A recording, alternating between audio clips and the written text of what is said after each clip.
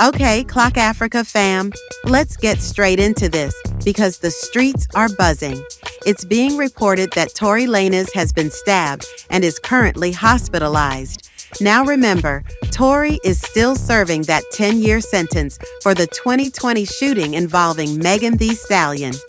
Word is, he was out in the prison courtyard when another inmate approached and stabbed him. As for the motive, no one knows yet. It's all under wraps. But here's the update. The injury is reportedly not life-threatening, so Tory is expected to recover fully. Of course, we'll keep our ears to the ground and let you know exactly what went down and why he became a target in the prison yard. But for now, let us know what you think really happened. Now, let's move to our next story. And this one's got folks side-eyeing and whispering on social media. So, Mama Tina, yes, Beyonce's mama, is being accused of throwing some subtle shade toward LaToya Luckett. She's currently on a book tour and recently made a stop in Houston. While backstage, she was seen with Kelly Rowland and LaToya. But here's where people started raising eyebrows. During a group photo, Mama Tina wrapped her arm around Kelly, but noticeably did not touch LaToya. Yup, folks are zooming in, analyzing every pixel. The picture is out there for everyone to see, and the awkwardness has got people talking.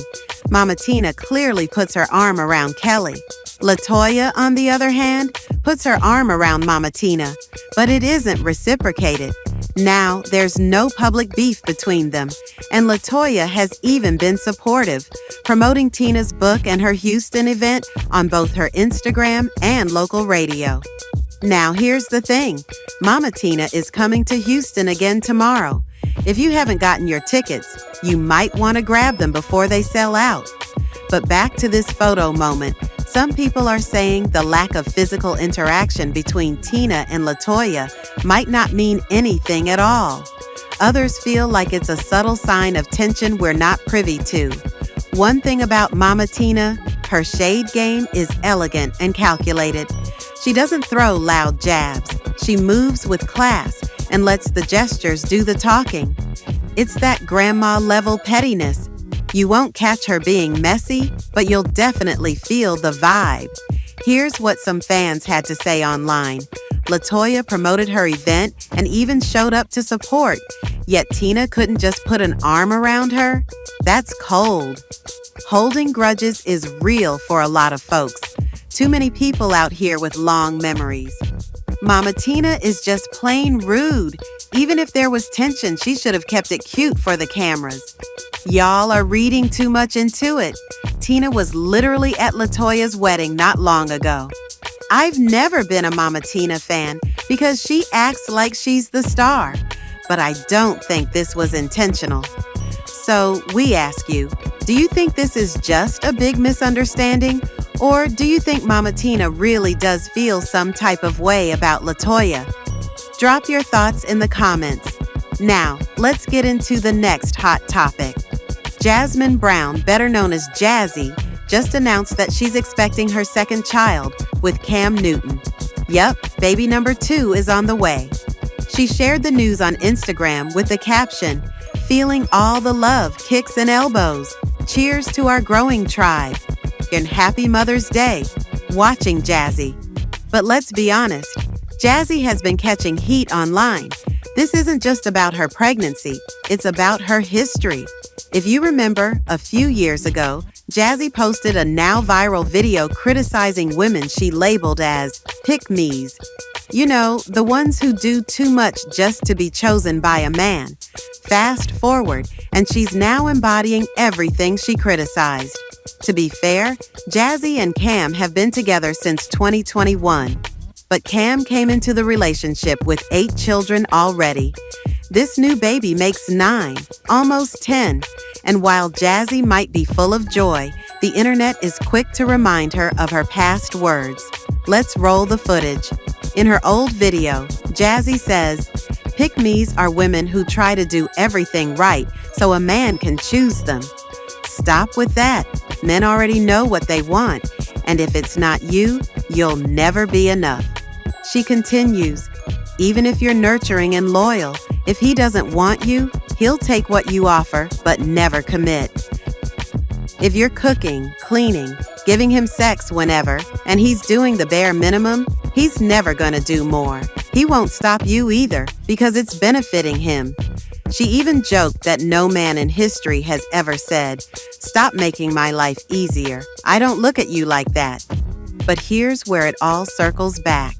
In a more recent interview, Jazzy describes her relationship with Cam like this. A submissive woman does everything for her man, packs his bag, anticipates his needs, studies his moods. I know how he is in the morning by midday when he's stressed. I don't even wait for him to ask. He's spoiled, rotten, and I love it. She proudly calls her biggest flex the way she treats her man, says her love is healing, that it's draining sometimes, but it's her superpower. She adds, "It's my joy to serve. I'll be up at 5:30 in the morning making breakfast. I love serving. That's who I am." She even shares emotional moments. "I'm cooking for everybody, feeding everyone, and then realize at 4 p.m. I haven't eaten a thing, and nobody asked. Postpartum isn't talked about enough. It's dark, it's hard. I was looking for someone to check on me." But here's where it gets worse. Cam Newton is publicly embarrassing her. In one interview, he's asked if he plans to marry Jazzy. His response? "Marriage is not the ultimate goal for me." She replies, "I do want to get married." He says, "That's cool, but that's a setup for the devil." He admits to sleeping with other women even during their relationship, saying, "Jazz hasn't been the only one."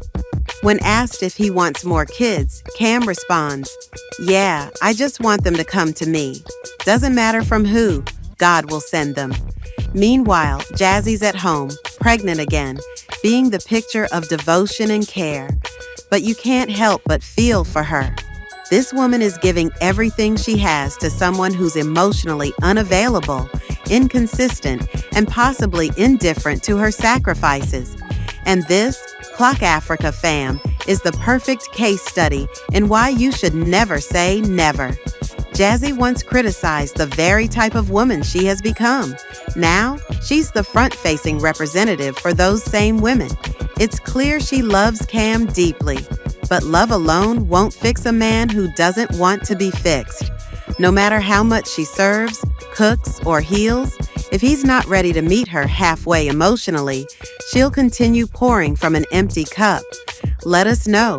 Do you feel Jazzy's getting played? Or is this just her love language and lifestyle choice? Drop your thoughts in the comments, and don't forget to like, share, and subscribe to Clock Africa for more trending stories and social deep dives. Pick-me's are women who try to do everything right just so a man can choose me. Yeah, cut that shit out. Cause I'm gonna keep it real with you. Men already know what they want in a woman and who they want. But if you're so nurturing and you're an asset and it's not you, they'll never tell you to stop doing what you're doing because it's beneficial. And I don't want to hear none of that shit like, "Oh, I'm just a nice person. I'm genuinely like that." Well, bitch, you gonna genuinely get played. No, it's just that I'm just naturally like that. Like the shit I do for him is natural. And your natural ass is gonna get played. If you are making a man's life easier, i.e. cooking, cleaning, providing pussy whenever he wants, and he's giving you the minimum, he's never going to do more. And he's never going to tell you to stop because it's beneficial to him. No history in the niggerdom ever has a man been like, "Oh, stop doing all this stuff. Stop making my life easier. I don't look at you like that." Hell no, they gonna kick their motherfucking feet up and enjoy these perks without doing no work. What does a submissive woman do for her man? Everything. What does that mean? You know, like packing his bag, unpacking his bag, just making sure all the things that he wants. And like, I pretty much read his mind. So it's like, if I know you and I study you, like I know how you are in the morning, I know how you are about midday, I know when you're in this mood, what you need. Like before you can ever ask me for something, I'm already on it. I mean, he's spoiled. And you know, when I talk to my girlfriends about it, I was like, "Oh, how you guys doing?" And I'm just like, "Girl, he's rotten." I'm like, "He's spoiled rotten." Like he's rotten, but I love that. Like I want him to be that. I think my biggest flex is how I treat my man. And I've been known to love people back to health. And sometimes it's very draining, but my love is my superpower. And I used to hate that about myself. But now it's like, I'm just embracing it. Like, that's who I am. Like, if I love you, I can heal you. It's your joy. It is my joy. You know, I love to see him eating the meal that I cooked. I love seeing him sleep easy. Every night, like clockwork, I scratch this man's back to sleep. And I know when he's asleep because I can tell when his breathing changes. And some people might think that's psychotic, but that's like, I just know that's when I'm like, oh, I can stop now. But I find joy in being your rest, you know? So know what that means. And that works for us because he wants what I don't know about y'all. I don't know what brings you guys joy, but it really brings me joy to serve. I love being a servant. I love to serve. It just brings me joy. I love it. I love serving. I love it. I love it. I don't give a damn. I'll be up at 6 o'clock, 5:30 in the morning, cooking breakfast, serving. I just love that. I love it. Yeah. It's like, it just gives me purpose. And now with the new baby, now I just feel even more purposeful, especially like when I breastfeed. I feel so full of life. I love it. I love it. For me, it's like, I do so much. I was looking for somebody to check on me. You know what I'm saying? That's a word. I said, because I'm going to say it like this. Postpartum is not talked about enough, and we don't support each other enough in that, and it is hard. It is hard, and it is dark.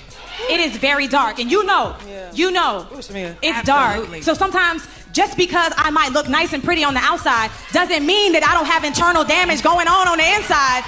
Because I woke up, I cooked for everybody, I fed everybody, and I realized it's 4 o'clock, I didn't eat a thing. And nobody even asked me if I ate a thing. Baby on the titty all day, she good, she chunky and fed, and here I am, starving, malnourished, losing my ass. But that's not the worst of it, y'all. Cam Newton consistently embarrasses this woman to the public. When I say this man doesn't come off like he loves her at all, y'all take a look. Do you see yourself marrying her? To your point, Yeah. marriage Yes. is not the ultimate goal for me. Yes. I do want to get married. Well, that's good. I do, but listen, so that's still a way for the devil to dwell in. As You know- long as I've been with Jazz, Jazz has not been the only person that I've had sex with. I don't And know this your is the kicker. I want more. Now, By multiple women? What's the intent I of just just saying, want how God about to your bring wife? him. I just want God to bring him. Oh, okay. And you have, so you just. Because my point is this.